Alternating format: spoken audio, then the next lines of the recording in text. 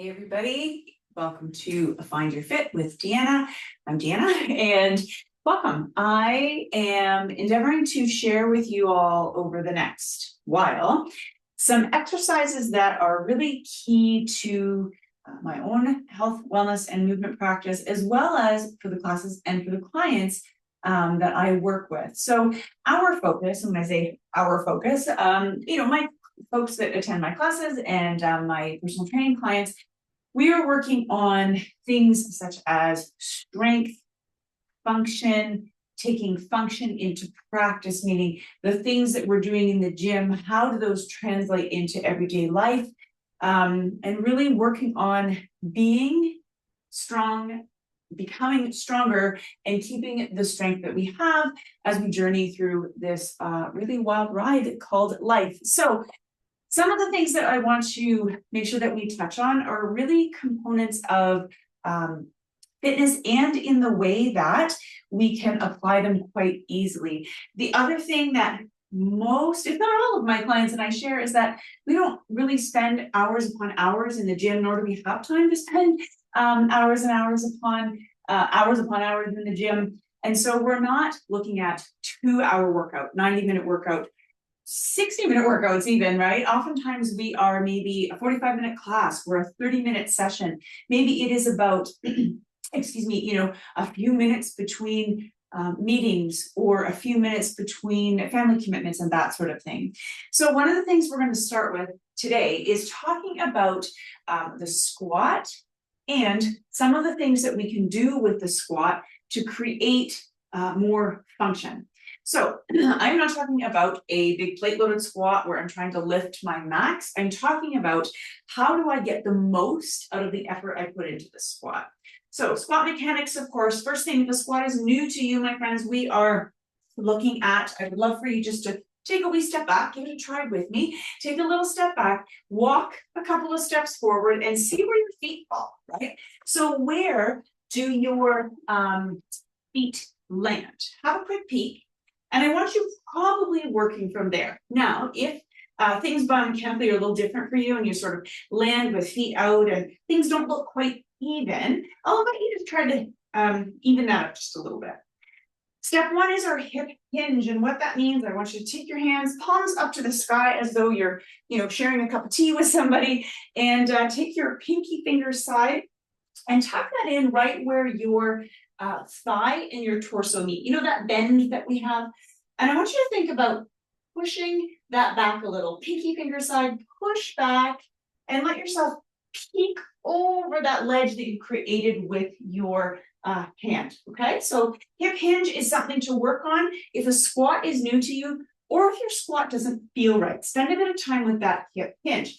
Then second, we can start to bring that squat in a little bit lower. So first of all, what we're going to do is try a neutral squat. And I sort of call it a normal squat, like all things are pretty equal with your weight side to side. So you're aiming for 50% of your weight on one foot and 50% of weight on your other foot. Posture is nice and tall, including make sure your chin is not poked. Okay, so collarbone is wide and bring that chin set. So if you're not sure where your weight falls, do a little shift side to side. The baby rock, if you've ever been holding a baby and we sort of naturally just have this sway, do the little baby rock. And if you've not done that, then sometimes you're waiting for the bus. You're feeling like, gosh, I'm just kind of impatient. You might have that sway. I want you to find the sway. Now start to make it smaller and smaller and smaller till you get in the middle. Then from there, let's do that great hip hinge. Let the knee bend follow and try that squat.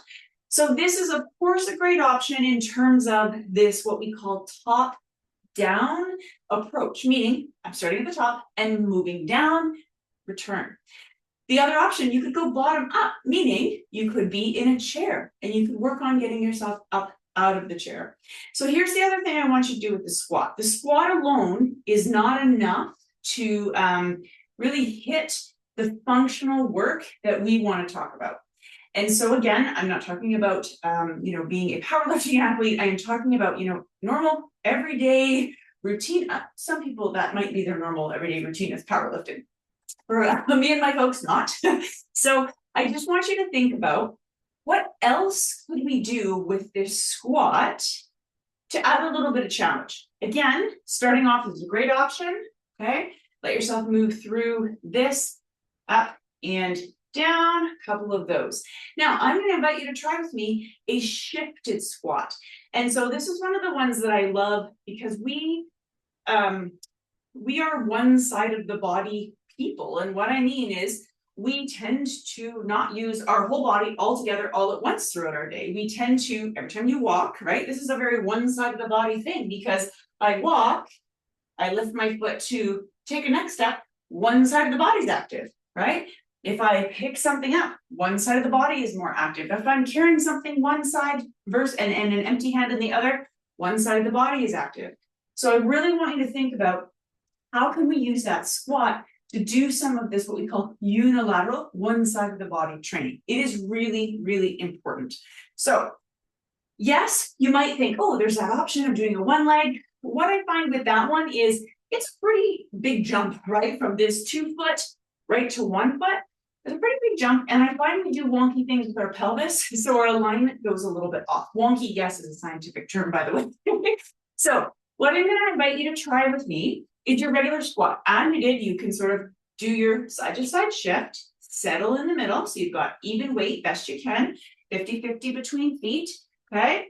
50-50, yeah. Now come down to the bottom of your squat, wherever that is. Now I want you to shift your weight over to one side. Did you see that? It's not very big. I'm going to move my hands. It's not very big at all. I'm evenly weighted here. I'm going to put my weight on my left leg. So do you see that difference? Not very big. I'm not twisted. I'm simply bringing my weight over to my left leg. Now I'd like to bring my arms back in there. And I want you to try the shifted squat. So now I'm thinking with my right side, I'm really thinking about not a lot of effort, more resting my right foot on the floor versus pushing with that leg, okay? So my left leg, I can feel doing a whole lot of work. And if you notice, if you just sort of kind of imagine that we've erased this side, look at that great alignment. My body's right over, right? I'm not twisted, I'm not tipped, I'm not turned, but mechanically we are straight over versus sometimes we do this one just simply because of the balance and maybe the limit in the flexibility in this lifted leg, we can do some funny things with the position. So that's why I love this shifted squat option. Now, come back up, shift, do your little sway. Got it? Okay, settle in the middle, come down, now over and up. So you're on your second side now, right? So I'm over to my right side, a lift and lower. Full transparency, I have no idea how many reps I did on the other side. And so go till I feel about as tired on this side. That's not a very scientific way. However, it is subjective, it is my own experience. And you know what? That's really important too, right? For you to think about how does the movement feel in your body? Even if the textbook, the professional, etc. is like, it has to be this way, honor that, recognize that, because that is important. And equally as important, how does it feel for you? If it's a movement that you're like, I hate this, like I really don't feel confident or feel safe in that movement, I don't like it. There's loads, I would say thousands of exercise options. Why are we staying with things that we really don't like? It reinforces kind of that negative experience or that negative relationship people can have with fitness. We want to find things that we feel good in. I'm going to rest, that leg feels tired, give a little shake, okay? So working to find things that feel right for you. What I don't mean is that it's really easy, not so challenging. We need the challenge. We need the challenge, we need the work, we need the effort to overload, to see an improvement in endurance, flexibility, strength, whatever the goal might be. But we also need to feel like we have some control. We've made those choices of that particular exercises. It feels okay. Doesn't hurt. Okay? I don't mean tired. We want some muscle fatigue, but it doesn't feel painful. Okay? So what exercises? What are the movements? I have a list. Don't worry. But if you have other ideas for exercises, movements, muscles you'd like to try to get stronger, In particular, if you don't have access to maybe a lot of equipment, you say, hey, I've got body weight, I've got some light weights, I've got some bands, other things like that. What are some of those exercises and muscle groups you'd like to target? Comment below and I'd be happy to make some videos for those particular exercises, movements, and muscles to support you in getting moving and finding your fit. We'll see you back soon. Have a great rest of your day.